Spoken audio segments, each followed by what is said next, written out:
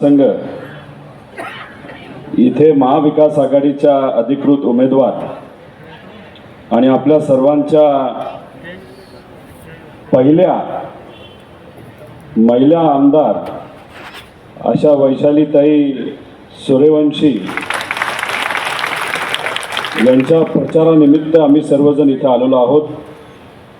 इथे उपस्थित असणारे आमच्या पक्षाचे जिल्हाध्यक्ष प्रमोदजी पाटील, शिवसेना उद्धव ठाकरे साहेबांच्या पक्षाचे उपजिल्हा अध्यक्ष प्रमुख दीपकजी पाटील, दीपकजी राजपूत, सुनीलजी पाटील, श्रीरामभाऊ पाटील, इजाजभाई, करणजी पवार, मगाशी ज्यांनी मार्गदर्शन केलं असे डॉक्टर संजीवन भाऊ पाटील, खरं तर मी त्यांना विनंती करेन, तुमचं भाषण जबरदस्त आहे, तुम्ही प्रामाणिक आहात। येत्या काळामध्ये या परिसरामध्ये आदरणीय पवार साहेबांचा विचार त्यांच्या पार्टीच्या माध्यमातून भक्कम करण्यासाठी तुम्हाला या भागामध्ये काम करायचे, अशी सर्व लोकांच्या वतीने मी इथं विनंती करतो। कमलताई पाटील, दिलीपजी शेंडे, सुरेशभाऊ पाटील, भूषणभाऊ पाटील, उपस्थित असणारे सर्वच पदाधिकारी, सर्व पक्षाचे पदाधिकारी, कार्यकर्ते, पत्रकार व या सभेसाठी उपस्थित असणारे स्वाभिमानी नागरिक बंधू आणि भगिनींनो, मला माहित नाही तुम्ही किती कंटाळलेला आहात। सकाळपासून या भागामध्ये आहे, या भागात काही शब्द मी जरा शिकलेलो आहे ते म्हणून दाखवतो, योग्य तर मला सांगा। कायशे मंडळी बरेचशे का? बरेचशे ना? मग थोडे 10 मिनिटं जरा जोश दाखवा। मगासपासून अनेक मान्यवरांनी आपल्या सर्वांना इथं मार्गदर्शन केलं। सकाळपासून या भागामध्ये फिरत असताना काही पदाधिकाऱ्यांची चर्चा झाली, लोकांना भेटलो, बोललो, चर्चा केली। मला या भागामध्ये वातावरण काय हे थोडंसं बघावं। एका ठिकाणी चहा पीत असताना सामान्य एका व्यक्तीने खूप सुंदर पद्धतीने या मतदारसंघाबद्दल सांगितलं। शेतकरी असावा, त्यांनी मला सांगितलं काय या मतदारसंघामध्ये आम्ही सर्वजण स्वाभिमानी लोक आहोत, आम्ही कष्ट करणारे लोक आहोत, आम्ही कष्ट करून आमचं घर चालवतो आणि स्वाभिमानाने जगतो। पण या मतदारसंघामध्ये आम्ही जेव्हा अभ्यास करतो की कोण कोण उमेदवार उभा आहे, त्या सगळ्या उमेदवारांकडे बघितल्यानंतर आम्हाला असं वाटतं की वैशालीताई ज्या आहेत त्या आमच्या स्वाभिमानाचं प्रतीक आहे, निष्ठेचं प्रतीक आहे। मी म्हणलं बर, कदाचित आम्ही त्यांच्या प्रचार सभेला जातो हे तुम्हाला कळालं असेल म्हणून तुम्ही असंच बोलून गेला। नाही, पुढचं ऐका असं त्यांनी मला सांगितलं। वडीलधाऱ्यांचं ऐकायचं असतं। त्यांनी मला सांगितलं पलीकडचे 3 जण तुम्ही बघा, त्या 3मध्ये तुम्हाला साम्य काय वाटतं? मी म्हणलं काय वाटतं? त्या 3 लोकांनी जे ताईच्या विरोधात उभे, त्या 3 लोकांनी काय केलं असेल तर त्यांच्या पक्षाबरोबर त्यांनी गद्दारी केलेली आहे, गद्दारी। मग सामान्य लोकांना एवढ्या गोष्टी माहीत असेल तर आम्ही प्रचार सभेमध्ये काय बोलणार हो? माहीत आहे का नाही? बरोबर आहे का नाही? आपल्याला वैशालीताईंना म्हणावं लागेल आगे बढो, आणि इथून आपल्याला त्यांना आमदार बनवायचे ना, त्यासाठी सगळे लढायला तयार आहेत का? नक्की काय? तर हात वर करून आम्हाला सांगा। अरे मग काय तुम्ही ठरवलं असेल तर काय? कारण जेव्हा लोक इलेक्शन ताब्यात घेतात ना, तेव्हा इलेक्शन मध्ये मजा सुद्धा येते, आणि पुढचे जे कोणी असतील ना पैसेवाले लोक, त्यांचा माज जिरवायला सुद्धा मजा खूप मोठ्या प्रमाणात येते।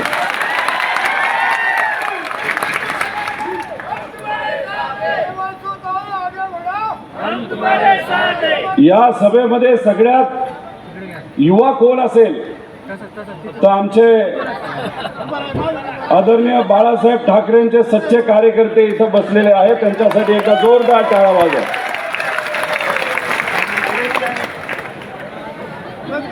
आता या मतदारसंघामध्ये मी युक्तिवाद ऐकला. कोण काय म्हणतंय, कसा प्रचार चाललाय. ताईचं भाषण ऐकलं आपण.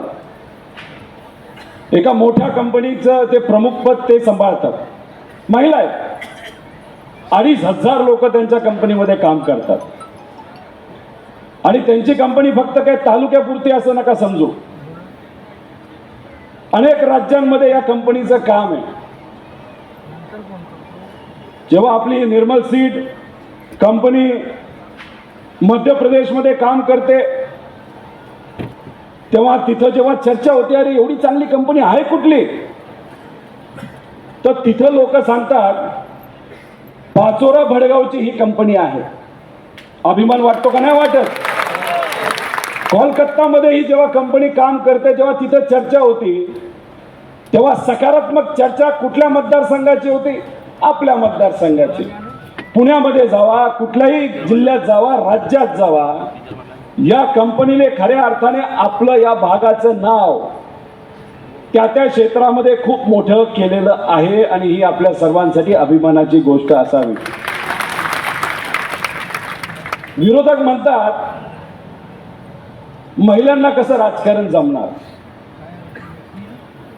मला कधी कधी हसू येतं हे ऐकल्यानंतर. हा युक्तिवाद होऊ शकतो का. म्हणजे अप्रत्यक्षपणे महायुतीतले नेते जे कोणी म्हणतायत की महिला आमदार कसे होणार, कसं काम होणार, ते अप्रत्यक्षपणे त्यांच्या ज्या महिला नेता आहेत त्यांच्यावर कुठेतरी आक्षेप घेत आहेत. पंकजा ताईंवर ते आक्षेप घेत आहेत. कैलासवासी सुषमाताई स्वराज यांच्यावर ते आक्षेप घेत आहेत. आणि अजून मोठे नेते आपण जर बघितले महिला, त्याच्यामध्ये इंदिरा गांधींचं नाव मोठ्या प्रमाणात येतं. तर ह्या सगळ्या ज्या महिला आहेत त्या आमदार सुद्धा आहेत, मंत्री सुद्धा होत्या आणि त्यांनी त्या आणि इंदिरा गांधीचा पंतप्रधान होत्या या अख्ख्या देशाचे त्यांनी काम केले ना. मग हा युक्तिवाद कसा होऊ शकतो.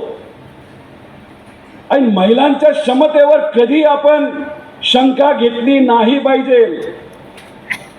कारण का आपल्याला जे संस्कार मिळतात त्या संस्कारामध्ये सगळ्यात मोठा वाटा कोणाचा असेल तर आपल्या आईचा असतो. आणि ही गोष्ट कधीही विसरून जाऊ शकत नाही. एखादी आमची माता भगिनी गृहिणी असली तरी त्या ज्या काम करतात ना ते काम सोपं नसतं. जेव्हा केव्हा मला सुट्टी असते आणि मी घरी असतो, मला एक मुलगा आणि एक मुलगी आहे. माझ्यावर जर जबाबदारी आहे ना त्या दोघांना सांभाळायचं. एक 12 वर्षाची मुलगी आहे आणि मुलगा 6 वर्षाचा आहे. 1 तासानंतर मला कळतच नाही काय करायचं, अशी माझी परिस्थिती असते. ही कंपनी जी आहे या कंपनीचे सर्व व्यवसाय नाही बिझनेस ताई बघतात. एखाद्या छोट्या दुकानामध्ये एखादी महिला जर दुकान चालवत असेल तर त्याला सुद्धा खूप मोठी क्षमता लागते. घर जे आपल्या सगळ्यांचं चालतं त्याच्यामध्ये महिलांचा मोठा वाटा असतो. घराची काळजी महिला घेतातच, पण वेळ मिळाल्यानंतर शेतामध्ये सुद्धा जाऊन उन्हात ते राबतात आणि घरामध्ये 4 पैसे कसे येतील यासाठी ते प्रामाणिकपणे प्रयत्न करत असतात. त्यामुळे आपल्या सर्वांना एक इतिहास करण्याची संधी मिळालेली आहे. मला माहित नाही या मतदारसंघामध्ये कधी महिला आमदार झाल्या होत्या का. मग आता ही संधी आली ना एक महिला आमदार आपल्या सगळ्यांना देण्याची. मग याच्यासाठी आपण सर्वजण प्रयत्न करणार का. आता पूर्ण उमेदवार जर बघितले त्याच्यामध्ये अजून कोणी महिला उमेदवार आहे का. मग आमच्या लाडक्या बहिणींना मला विनंती करायची की आपले लाडकी उमेदवार जी आहे त्या लाडकी उमेदवाराच्या पाठीमागे तर दुसऱ्या कुठल्या तरी ठिकाणी जाण्याचा विचार करतो. तेव्हा आज इथं विरोधकांकडनं युक्तिवाद होतो की महिलांना जमेल का नाही जमेल, याच्यावरनं त्या व्यक्तीची विचारसरणी ही आपल्याला कुठेतरी कळून येते. आणि याच्यामुळेच ही लढाई 2 पक्षामधली नसून ही विचारायची लढाई आहे. आणि या लढाईमध्ये आपल्या सर्वांना एकत्रित यावं लागणार आहे. अनेक अफवा पसरल्या जाणार आहेत, अनेक अफवा. काही आमच्यातलेच लोक जे आमच्यात होते का आमच्यातले दुसरे झाले त्यांच्याकडे होते महिन्यापूर्वी ते आमच्याकडे आले होते, साहेबांना भेटले, म्हणाले साहेब मला उमेदवारी पाहिजे आमदारकीची, तुतारी वाजवणार या चिन्हावर. साहेब म्हणले आधी सांगा तुम्ही इकडं आहात का तिकडं आहात. आणि मग इथं सगळी जी काही चर्चा झाली त्या चर्चेतून हे सीट आदरणीय पक्षाकडे ते सुटलेलं आहे. आणि इथं येऊन मला काही लोक म्हणतात की पवार साहेबांनी कोणाच्या तरी कानामध्ये काहीतरी सांगितलं. पवार साहेब अशी गोष्ट कधीच करत नाही. पवार साहेबांना हे एक गोष्ट मात्र माहिती आहे की सामान्य लोकांच्या मनामध्ये काय आणि सामान्य लोकांच्या हिताचं काय हे पवार साहेबांना माहिती आहे. आणि पवार साहेबांना या महाराष्ट्रामध्ये महाविकास आघाडी सरकार कसं येईल आणि कसं आलं पाहिजे हे त्या ठिकाणी ते प्रयत्न करत आहेत. आणि महाविकास आघाडी सरकार जर आणायचं असेल तर प्रत्येक महाविकास आघाडी घटक पक्षाचा उमेदवार हा महत्वाचा आहे. आणि पवार साहेबांचं स्पष्ट हे मत आहे, या भूमीतून सुद्धा या मतदारसंघातून सुद्धा महाविकास आघाडीचाच उमेदवार हा निवडून आला पाहिजे. त्यामुळे कोण कुठली अफवा जर काय पसरवत असेल तर त्यांना म्हणा बस झालं, आमच्या हाताला काम कसं देणार आणि पोटाला अन्न कसं देणार याच्यावर बोला, मुद्द्यावर बोला. उगाच फापट पसरा तुम्ही त्या ठिकाणी नका सांगू. या मतदारसंघामध्ये तर फार चमत्कार झालेले आपण सगळ्यांनी बघितलं. मला माहित नाही तर आमचे पत्रकार महाजन साहेब आहेत का? अरे वा, आहे की. अहो सामान्य लोक ठेवा बाजूला. सहसा राजकीय नेते हे पत्रकारांना अतिरिक्त घाबरतात का नाही घाबरत? जे चांगले पत्रकार आहेत त्यांना घाबरतात. आपण हित परिस्थिती अशी तर पत्रकाराला सुद्धा सोडत नाही, आहे का नाही अशी परिस्थिती? आम्ही या गोष्टीचा निषेध केला. सोशल मीडियावर असेल, मीडियामध्ये असेल, इथं असणाऱ्या एका पत्रकाराला, इथं असणारे पत्रकार आणि अख्ख्या महाराष्ट्राच्या पत्रकारांनी पाठिंबा दिला. जो काही व्हिडिओ जर आपण बघितला तर भर चौकामध्ये जर पत्रकाराला मारलं जात असेल तर लोकशाहीचा चौथा स्तंभ ज्यांना म्हणतो त्यांनाच जर मारलं जात असेल तर आपलं काय हो, लोकांचं काय? आणि कुणीतरी त्यांना विचारलं, त्यांना असं विचारलं याबद्दल तुम्हाला काय वाटतं? त्यांनी धडधडीत तिथं सांगितलं मी शिव्या दिल्या असं बोलले वाटतं मला कळालं. आणि मी अशा शिव्या दिल्या की भाषणामध्ये सुद्धा आत्ता वापरू शकत नाही. मग जे काय आई बहिणीवरनं शिव्या देणारे लोकप्रतिनिधी हे आपल्याला योग्य वाटतात का? एखादा लहान मुलगा जर जवळ असेल, जर चुकीचा शब्द एखाद्या व्यक्तीने तिथं बोलला तरी आपण त्यांचे कान झाकतो का? ही आपली संस्कृती नाही आणि ही आपली परंपरा नाही. मग इथं असणारे लोकप्रतिनिधी जर चुकीच्या भाषेमध्ये जर मीडियावर तिथं बोलत असेल तर त्यांना उत्तर या इलेक्शन मध्ये द्यायचं का नाही द्यायचं? नक्की का? कारण मी माझ्या मतदारसंघातून निवडून आल्यानंतर मी त्यांची कृपा आणि त्यांचा आशीर्वाद आयुष्यभर कधी विसरणार नाही. पण गेल्या 5 वर्षामध्ये टीव्हीवर असू द्या नाही तर भाषणाच्या माध्यमातून असू द्या, कधीही मी लेवल सोडून बोललेलो तुम्ही कधी ऐकलंय का? कारण का रोहित पवार हा महत्वाचा नाही. रोहित पवार हा 3.5 लाख लोकांचं प्रतिनिधित्व करतो, त्या मतदारसंघाचं प्रतिनिधित्व करतो. त्यामुळे आन आणि शान जर आपण कोणाची असो तर तिथं असणाऱ्या मतदारसंघाचे, कारण का त्यांनी आपल्याला आशीर्वाद दिलाय, त्यांनी ताकद दिलेली आहे. आणि उद्या जाऊन जर मीच खालच्या लेवलला जाऊन बोललो तर लोक असं म्हणतील या मतदारसंघाचा आमदार अशा पद्धतीने बोलतो, त्यावेळेस मतदारसंघाचं सुद्धा नाव तिथं खराब होत असतं. आणि हे नाव इथं असणाऱ्या लोकप्रतिनिधी आज आपल्या या पवित्र भूमीचं खराब केलेलं आहे, हे तुम्ही सर्वांनी समजून घ्या. या आजच्या या इलेक्शन मध्ये असे अनेक उमेदवार उभे राहतात. काही उमेदवार पक्षाच्या चिन्हावर उभे राहतात आणि काही उमेदवार अपक्ष उभे राहतात. सगळ्याच अपक्ष उमेदवारांना मला काय बोलायचं नाही, पण असे काही उमेदवार या मतदारसंघामध्ये उभे राहिलेले ज्यांना भाजपचा पाठिंबा आहे का नाही? भाजपने काय काय केलं या महाराष्ट्राचं थोडक्यात तुम्हाला सांगतो. छोटंसं उदाहरण, इथं मोठी बाजारपेठ आहे का नाही? आहे. बाजारपेठ कधी चांगल्या पद्धतीने चालती? व्यापारी, छोटे दुकानदार छोटा मोठा व्यवसाय करणारे लोक, यांच्या हातामध्ये कधी पैसा येतो? जेव्हा शेतकऱ्याच्या हातामध्ये पैसा येतो, तो पैसा हा इथं खर्च होतो, तेव्हाच बाजारपेठ मोठी होत असते. आता या भागामध्ये सगळ्यात महत्वाचं पीक कुठलं आहे? कापूस, ऊस असेल, अजून काही केळी असेल, लिंब असेल, बरंच काय. आता कापसाचं उदाहरण आपण घेऊ. एका एकरावर कापसाचा खर्च किती येतो? 30-35 हजार रुपये येतो. आणि आता उत्पादन किती आपलं? किती आहे? 5 क्विंटल. रेट किती आहे? 6,000. 6,000 गुणिले 5 किती आलं? खर्च किती? 35. आणि उत्पादन किती? 30. 5,000 आणायचे कुठून? त्याच्यात तुम्ही काय करता की आपण जे राबतो ना शेतामध्ये, आपलं अख्खं कुटुंब राबतं. आपले वयस्कर आई वडील राबतात, शेतकरी राबतो, मुलं राबतात, पत्नी राबते. यांचा जो खर्च असतो मजुरीचा, तो त्याच्यामध्ये धरला जात नाही. आणि याच्यावर जर आपण काढलं तर वर्षाच्या नंतर आपल्याला किती रुपये हातामध्ये मिळाले? 1 रुपया सुद्धा मिळालेला नसतो. मग शेतकऱ्याने जगायचं कसं? कसं घर चालवायचं? मुलांना शिकवायचं कसं? याचा कुठेतरी विचार आपण सगळ्यांनी केला पाहिजे. महाविकास आघाडी सरकारच्या काळामध्ये आपल्या कपाशीचा रेट 12,000 वर गेला होता का नव्हता? 2014ला. नाही, त्याच्या आधी जेव्हा काँग्रेस राष्ट्रवादीने आपल्या विचाराचं सरकार होतं, तेव्हा कपाशीचा रेट काय होता? 7,000 7,500च्या आसपास तिथं असायचा. आता मोदी साहेबांनी 14ला काय सांगितलं होतं? 22 पर्यंत आम्ही शेतकऱ्याचं उत्पन्न डबल करू. झालं का? झालं का डबल? आणि खर्चाचं काय? ट्रिपल चौपल झालेला आहे. खताच्या किमती बघा, 1 लाख खर्च केला तर 18,000 फक्त GST वर आपल्याला भरावा लागतो. मग कुठे शेतकऱ्याचं हित? मग शेतकऱ्यांनी काय करायचं? मग शेतकऱ्याबद्दल कोण बोलणार? जेव्हा कपाशीचे भाव पडले, अहो मी आत्ता तुमच्याशी बोलतोय, आत्ता ऑस्ट्रेलियावरनं कापूस आत्ता आयात इम्पोर्ट केला जातो या भारतामध्ये. आत्ता कसे वाढलं रे आपले रेट?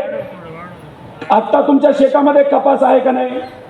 आता तुम्ही काढणार, गोळा करणार, मार्केट पर्यंत घेऊन जाणार, तोपर्यंत ऑस्ट्रेलियाचा कापूस भारतामध्ये आलेला असेल. आणि आता जो 6,000 रेट आहे, कदाचित 4,500-5,000 वर गेलेला आपल्या सगळ्यांना बघायला मिळेल.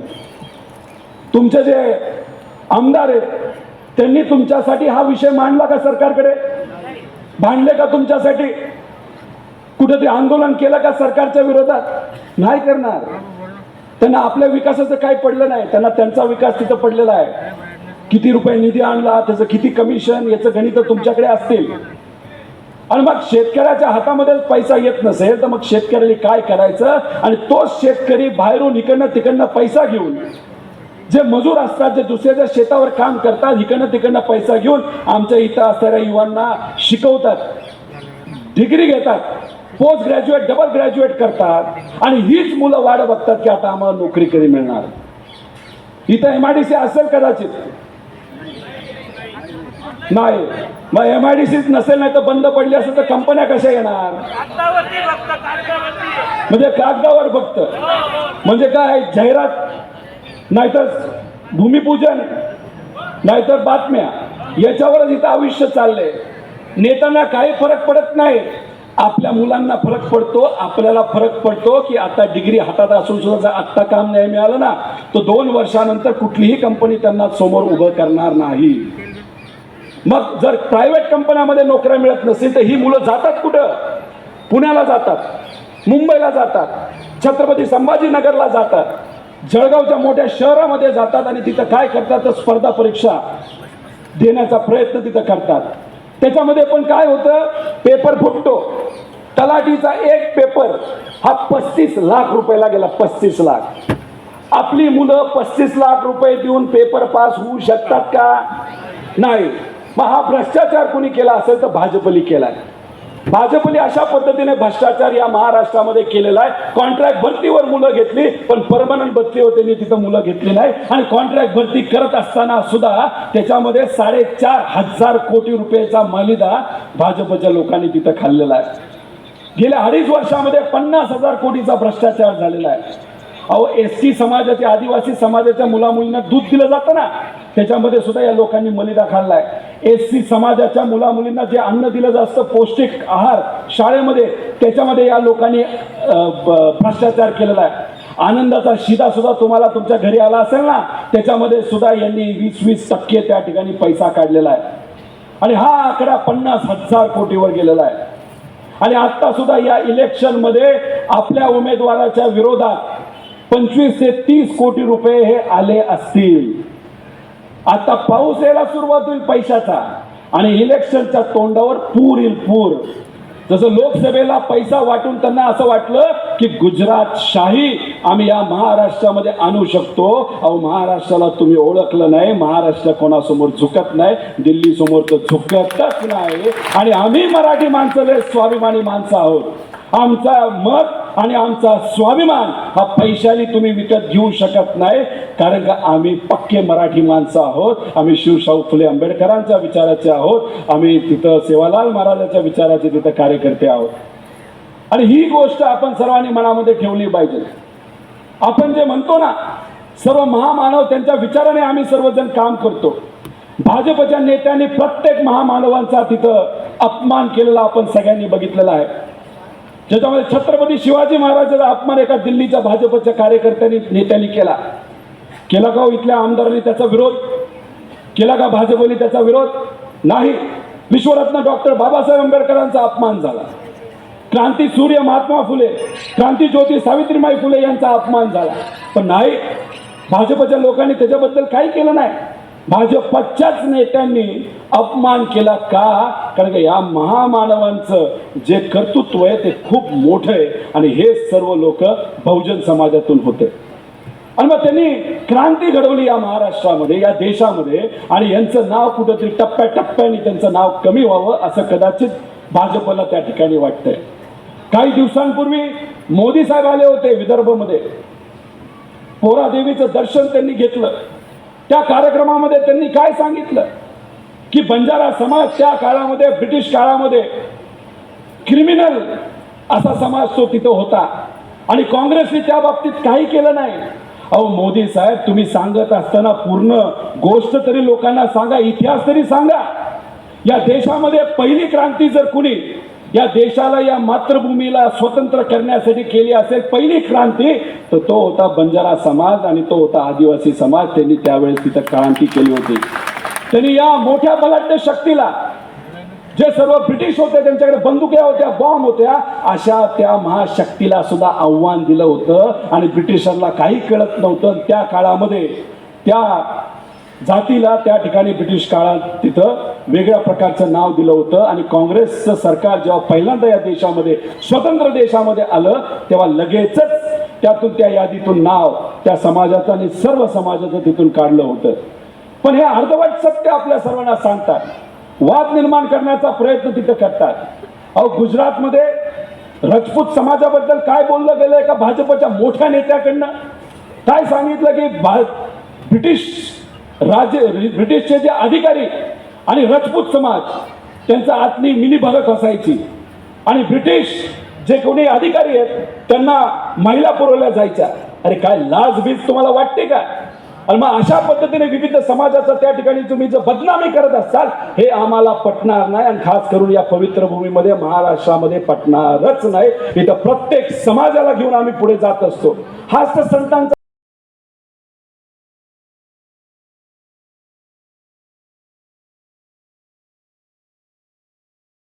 भाजपने न शेतकऱ्यासाठी काय केलं, महामानवांचा त्या ठिकाणी अपमान केला. आमच्या युवांना हाताला काम दिलं नाही. शिक्षणामध्ये सुद्धा स्कॉलरशिप मिळते, त्याच्यामध्ये सुद्धा त्यांनी त्या ठिकाणी कुठलंही काम केलं नाही. आमच्या माता भगिनी सुद्धा सुरक्षित नाही. काही 1 वर्षापूर्वी एका लहान बहिणीवर त्या ठिकाणी काय झालं हे आपण सर्वांनी उघड्या डोळ्यांनी तिथं बघितलेलं आहे. काय केलं या सरकारने त्या बाबतीत? केली का कुठली कारवाई? कदाचित तिथं बसून मुख्यमंत्री साहेबांना फोन केला असेल आणि म्हणले असतील की लगेच कारवाई करा. मुख्यमंत्री साहेब म्हणले असतील लगेच आम्ही तिथं फास्ट ट्रॅक वर घेतो कोर्ट. घेतलं का? घेतलं का? काय झालं त्याचं? अहो, वर्षभर काहीच झालं नाही. स्पॉट पंचनामा कधी केला असेल तर काल परवा स्पॉट पंचनामा केला, वर्षानंतर. घटना घडली वर्षापूर्वी आणि स्पॉट पंचनामा कधी करतात? आता काल परवा. अरे काय थट्टा करतात का? त्या आई वडिलांवर काय गेलं असेल की बातमी ऐकल्यानंतर आमच्या माता भगिनी त्यांच्या मुलींना घराबाहेर सुद्धा संध्याकाळी जाऊ देत नसतील, अशी परिस्थिती आज आहे. आणि तुम्ही तिथं काय करता तर स्पॉट पंचनामा वर्षानंतर करता आणि थट्टा करता का? फक्त इलेक्शन आहे म्हणून. हा आहे भाजपचा आणि महायुतीचा विचार. त्यामुळे जे कुणी पुरस्कृत उमेदवार हे भाजपचे नाही तर मित्र पक्षाचे असतील त्यांना या इलेक्शन मध्ये आपल्या सर्वांना उत्तर त्या ठिकाणी 100% द्यायचंय. मग ठरलंय का नाही ठरलं? 100%. मग तुम्ही ठरवलं असेल, एकदा हात वर करून सांगा बरं. चला मग काय, तुम्ही ठरवलं असेल तर काहीच अडचण नाही. उगाच आम्ही इथं भाषण करतोय. मग लीड काय ठरली आपली? किती सांगा? 50. एक आकडा फार फेमस झाला होता. तो फेमस होत असताना इथल्या एका आमदाराचं सुद्धा त्याच्यामध्ये खूप मोठं योगदान होतं. काय आकडा होता? किती होता? 50 त्यांना मिळाले असतील.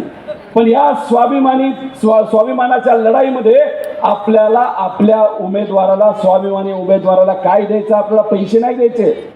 50,000ची लीड आपल्याला त्या ठिकाणी द्यायची का नाही द्यायची? त्यामुळे हे जे बाकी उभे आहेत ना, ते फक्त वाटाघाटी करण्यासाठी उभे आहेत. शेवटपर्यंत सुद्धा जायचे नाहीत. एका बंद खोलीमध्ये बसतील, चर्चा करतील, वाटाघाटी करतील. 60-40% फॉर्म्युला तुम्हाला सगळ्यांना माहित असावा. माहिती का नाही? त्यामुळे हे जे काय वाटाघाटी करणाऱ्याच्या पाठीमागे तुम्ही तिथं अजिबात राहायचं नाही. आपल्या सर्व लोकांना तिथं सांगायचं की आपल्याला ताईच्या पाठीमागे भक्कमपणे उभं राहायचंय आणि तिथं महाविकास आघाडीच्या पाठीमागे उभं राहायचंय. त्यामुळे ह्या सगळ्या गोष्टी तुम्हाला हातामध्ये घ्याव्या लागेल. तुम्हाला लोकांना फोन करावे लागतील. मित्र परिवार ज्या ज्या तालुक्यामध्ये आहे, ज्या ज्या ठिकाणी आहे, ज्या ज्या गावामध्ये आहे, त्या सर्व लोकांना तुम्हाला समजून सांगावं लागेल. सर्व समाजापर्यंत पोहोचून सांगावं लागेल. जर तिथं भेदभाव करण्याचा प्रयत्न जर तिथं पलीकडनं भाजपकडनं केला जात असेल, हिंदू मुस्लिम करण्याचा प्रयत्न केला जात असेल, तर ओबीसी मराठा करण्याचा प्रयत्न केला जात असेल, तर तिथे असणाऱ्या लोकांना सांगा की हे फक्त राजकारणासाठी हे सगळे करतायत. आपल्याला काय पाहिजे तर हाताला काम आणि पोटाला अन्न. राजकारण होऊन जातं, इलेक्शन होऊन जातात. जातीवाद धर्मवाद केल्यानंतर इलेक्शन पुरता तो विषय राहतो. 5 वर्ष आपल्याला जगायचं असतं, आपल्या कुटुंबाला पुढे घेऊन जायचं असतं. आपल्या लहान मुलांना अन्न हे आपल्याला द्यावं लागतं. आणि ते कधीही दंगलीतून आणि वादातून आणि द्वेषातून ही गोष्ट होऊ शकत नाही. या गोष्टीचं ज्ञान आपण सर्वांनी ठेवावं. पूर्ण 500 रुपये तुम्हाला येतील. आमच्या युवांना मला गणित सांगायचंय. 500 रुपये जर आले या मतदान इलेक्शनच्या काळात, तर 500 रुपये किती वर्षासाठी येतात? वर्षाला किती? 100. मग दिवसाला किती? 30 पैसे. बरं 1000 रुपये आले, पैसे खूप आहेत पलीकडे. 1000 रुपये आले, किती आले? 60 पैसे. दिवसाला 60 पैसे. ही आपल्या स्वाभिमानाची किंमत आहे का? आपल्या मताची किंमत आहे का? येतील जातील पैसे देतील आणि म्हणतील दिले ना पैसे गप्प बस. त्यामुळे आपल्याला कशी लढाई लढायची? आत्मविश्वासाने आणि स्वाभिमानाने त्या ठिकाणी लढाई ही लढायची. आणि आपल्या वैशालीताई एक वेगळा वारसा आणि चांगला वारसा घेऊन तिथं चाललेले आहेत. आरो पाटील साहेबांचं कार्य त्या ठिकाणी आपल्या सर्वांना माहिती आहे. खूप मोठं काम त्यांचं तिथं होतं. KM बापू साहेबांचा विचार त्या काळामध्ये त्यांनी शेतीवर, शेतकऱ्यासाठी तसंच पाण्यावर खूप मोठं काम केलं. आणि खऱ्या अर्थाने आरो पाटील साहेबांचं सुद्धा तात्याचं त्याच विचाराचं काम होतं. फक्त पार्टी वेगळी होती, पण त्यांनी शेतकऱ्यासाठी काम केलं. आणि तोच वारसा कुठेही पक्ष न बदलता आपल्या वैशालीताई तिथं पुढे घेऊन चाललेला आहे. त्यामुळे एका चांगल्या उमेदवाराच्या पाठीमागे आपण सर्वजण भक्कमपणे उभं राहावं अशी विनंती या ठिकाणी आपल्या सर्वांना करतो. आणि आमचे जे सर्व पत्रकार बांधव या ठिकाणी आहेत, आत्ताच ती वेळ आहे, आत्ताच ती वेळ आपल्याला उत्तर त्या ठिकाणी या इलेक्शनच्या निमित्ताने घ्यायचं आहे. एका आपल्या बांधवाला त्याच्यावर हात जर उचलला असेल तर त्या व्यक्तीवर नाही उचलला, त्या सर्व पत्रकारांवर तो उचललेला आहे. त्याचं उत्तर आता हेच घेण्याची वेळ तिथं आलेली आहे. त्यामुळे पत्रकारांनी सुद्धा त्या ठिकाणी पुरोगामी विचार आणि आपल्या शिवशाहू फुले आंबेडकरांच्या विचाराच्या पाठीमागे भक्कमपणे त्या ठिकाणी उभं राहावं एवढंच या ठिकाणी आपल्या सर्वांना सांगतो. पुढे अनेक सभा आहेत, इथं येऊन तुमच्याशी संवाद साधून खूप